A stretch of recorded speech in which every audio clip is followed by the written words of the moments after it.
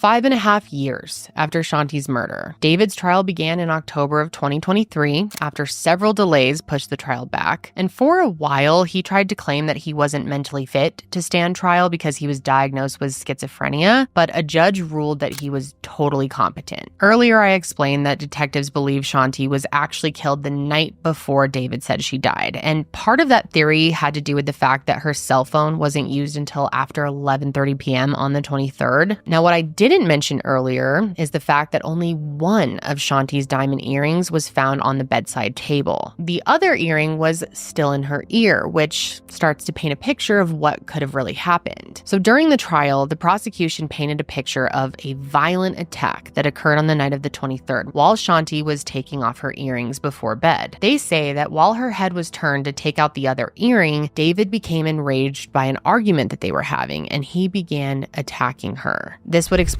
why only one earring was removed and also why she didn't use her phone at all the next day. It would also explain why there was so much blood on the bed frame, on the carpet, on the sheets, because that's where the attack happened. Now, as for what they believe enraged David, the prosecution argued a couple of things, and first and foremost, of course, the house. The home renovation project was clearly causing tension in their marriage, which several people testified to. Shanti was unhappy with how long it was taking and especially upset about the fact that she was paying for it and that she wasn't on the deed. Now, as for the defense, they used a strategy that I think is pretty common, and that was the idea that detectives just zeroed in on David, that they had blinders on and failed to consider other suspects. However, the defense called 0 witnesses to testify, so it doesn't sound to me like they did much to create any reasonable doubt. And the jury clearly agreed because it only took them 5 hours to come back with a guilty verdict,